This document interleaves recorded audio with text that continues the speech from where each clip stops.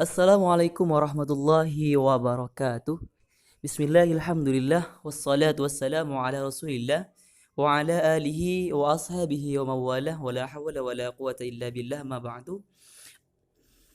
Teman-temanku yang berbahagia, pada kesempatan kali ini saya akan share kepada teman-teman tentang sebuah materi yang sering keluar di SKB maupun di soal PPG. Apa itu? Yaitu prinsip-prinsip pengembangan dan penyusunan RPP dan silabus. Oleh karena itu, karena urgennya, pentingnya materi ini akan kita bahas pada saat ini pula ya. Baiklah, kita mulai dari prinsip-prinsip pengembangan RPP. Dalam Peraturan Menteri Pendidikan dan Kebudayaan Nomor 22 Tahun 2016 tentang standar proses pendidikan dasar dan menengah disebutkan serangkaian prinsip yang harus diperhatikan guru dalam menyusun RPP.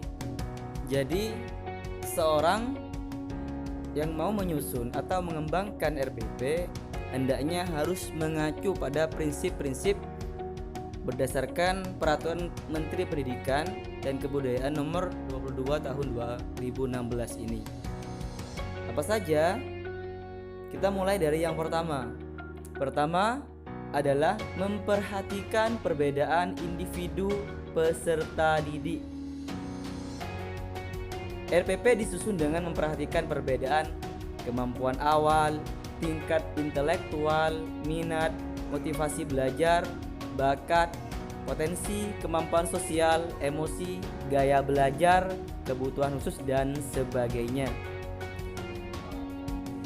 Sebagai contoh, guru menggunakan secara bergantian penayangan video klip, poster, aktivitas fisik, dramatisasi, atau bermain peran sebagai teknik pembelajaran. Karena gaya belajar setiap siswa itu berbeda-beda. Prinsip yang kedua yaitu berpusat kepada peserta didik. Maksudnya adalah guru yang menerapkan pembelajaran yang berpusat pada peserta didik pertama-tama memperlakukan siswa sebagai subjek didik atau pembelajar. Dilihat dari sudut pandang peserta didik, guru bukanlah seorang instruktur, bukanlah seorang pawang, bukanlah seorang komandan atau birokrat. Akan tapi, guru bertindak sebagai pembimbing, pendamping, fasilitator, sahabat, atau abang atau kakak bagi peserta didik, terutama dalam mencapai tujuan pembelajaran, yakni kompetensi peserta didik. Oleh karena itu, guru seyogyanya merancang proses pembelajaran yang mampu mendorong, memotivasi, menumbuhkan minat dan kreativitas peserta didik.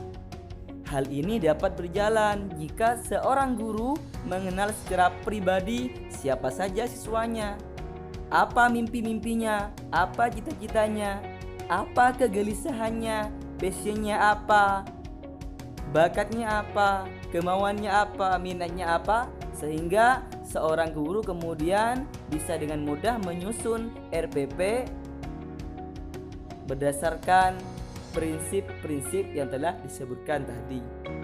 Khususnya prinsip berpusat pada peserta didik. Teman-teman, kita lanjut ke prinsip yang ketiga. Apa itu prinsip yang ketiga? Yaitu prinsip berbasis konteks. Jadi pembelajaran berbasis konteks dapat terwujud apabila guru mampu mengidentifikasi dan memanfaatkan berbagai sumber belajar lokal atau setempat. Guru mengenal situasi dan kondisi sosial ekonomi peserta didik, mengenal dan mengedepankan budaya atau nilai-nilai kearifan lokal yang ada di sana tanpa kehilangan wawasan global. Sebagai contoh, nilai gotong royong di Jawa atau Pela Gandong di Maluku dapat dijadikan inspirasi mengembangkan proses dan kegiatan pembelajaran. Pembelajaran juga dapat dimulai dari apa yang sudah diketahui oleh peserta didik sesuai dengan konteksnya, dengan keadaannya, baru pada konteks yang lebih luas. Nomor 4, berorientasi kekinian. Ini adalah pembelajaran yang berorientasi pada perkembangan ilmu pengetahuan dan teknologi atau iptek dan nilai-nilai kehidupan masa kini. Guru yang berorientasi kekinian adalah guru yang gaul, tidak gaptek, melek informasi, bahkan sebaiknya well informed, selalu mengupdate ilmu pengetahuan yang menjadi bidangnya, termasuk teori-teori dan praktik, baik itu di bidang pendidikan atau pembelajaran. Dengan demikian, rancangan pembelajaran yang dikembangkan guru dapat menjadi inspirasi bagi siswa dan juga bagi guru-guru yang lain. Prinsip yang kelima adalah mengembangkan kemandirian belajar. Guru yang mengembangkan kemandirian belajar selalu akan berusaha agar pada akhirnya siswa berani mengemukakan pendapat atau inisiatif dengan penuh percaya diri.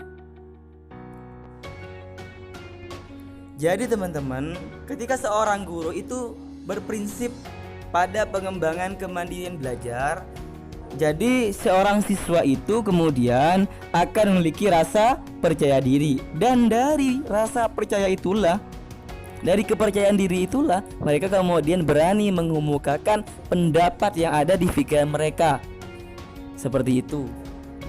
Selain itu pula, maka seorang siswa kemudian bisa mengeksplorasi hal-hal yang ingin diketahui, menggali, memanfaatkan berbagai sumber belajar dan mampu menjalin kerjasama antar temannya. Prinsip yang nomor 6 adalah memberi umpan balik, memberi feedback dan tindak lanjut pembelajaran. Jadi RPP memuat rancangan program pemberian umpan balik positif, baik itu penguatan, pengayaan maupun remedi bagi siswa yang tidak sampai pada KKM. Prinsip yang ketujuh adalah memiliki keterkaitan dan keterpaduan antar kompetensi dan atau antar muatan. RPP disusun dengan memperhatikan keterkaitan dan keterpaduan antara KI, KD, indikator pencapaian kompetensi, tujuan pembelajaran, materi pembelajaran, kegiatan pembelajaran, penilaian, dan sumber belajar dalam satu keutuhan pengalaman belajar. Dan RPP disusun dengan mengakomodasi pembelajaran tematik atau berdasarkan dengan tema. Dan prinsip yang terakhir yaitu memanfaatkan teknologi informasi dan komunikasi atau iptek. Kegiatan pembelajaran dalam RPP disusun dengan mempertimbangkan penerapan teknologi informasi dan komunikasi, baik secara terintegrasi, sistematis, dan efektif sesuai dengan situasi dan kondisi. Sebagai contoh, ketika guru menugasi siswa mengeksplorasi sumber-sumber pengetahuan, baik lewat internet, guru harus bisa menunjukkan kepada siswa alamat situs-situs web atau tautan yang mengarahkan siswa pada sumber yang jelas, benar, dan juga bertanggung jawab. Saat ini kita akan membahas prinsip penyusunan atau pengembangan silabus. Di sini juga ada 8 prinsip. Kita bahas bersama-sama dari yang pertama. Prinsip yang pertama yaitu prinsip ilmiah. Apa itu ilmiah? Yaitu dapat dipertanggungjawabkan secara keilmuan. Ilmiah kata kuncinya adalah keilmuan. Yang kedua yaitu relevan. Memberikan arahan bahwa cakupan kedalaman tingkat kesukaran dan aturan sesuai dengan tingkat perkembangan fisik dan intelektual peserta didik atau siswa. Yang ketiga, sistematis, yaitu bersifat sistemik dan sistematis sinergis dalam mencapai kompetensi dasar. Artinya berurutan.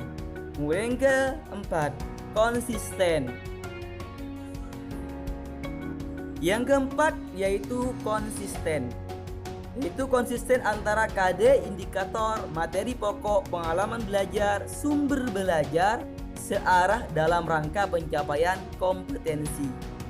Yang kelima, memadai, yaitu antara mencakup semua dan menunjang pencapaian kompetensi dasar. Yang keenam adalah aktual dan kontekstual. Artinya apa? Yaitu memperhatikan perkembangan iptek dalam realitas kehidupan. Yang ketujuh, fleksibilitas, yaitu mengakomodasikan keragaman peserta didik dan dinamika perubahan yang terjadi dalam masyarakat.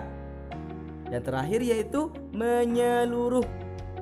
Artinya adalah memberi arahan bahwa pengembangan indikator mencakup ranah kompetensi kognitif, afektif, dan psikomotorik. Itu dia teman-teman prinsip-prinsip yang harus dimiliki oleh seorang guru, baik prinsip pengembangan RPP maupun prinsip pengembangan silabus. Dan bagi teman-teman yang mau tes, baik itu SKB maupun tes PPG, teman-teman bisa kuasai materi ini dengan baik dan bisa diulang-ulang, didengarkan berulang-ulang untuk memantapkan pengetahuan teman-teman. Demikian dari saya, mudah-mudahan bermanfaat. Jangan lupa teman-teman untuk klik tombol subscribe untuk membantu channel ini ke depan. Demikian dari saya. Assalamualaikum warahmatullahi wabarakatuh.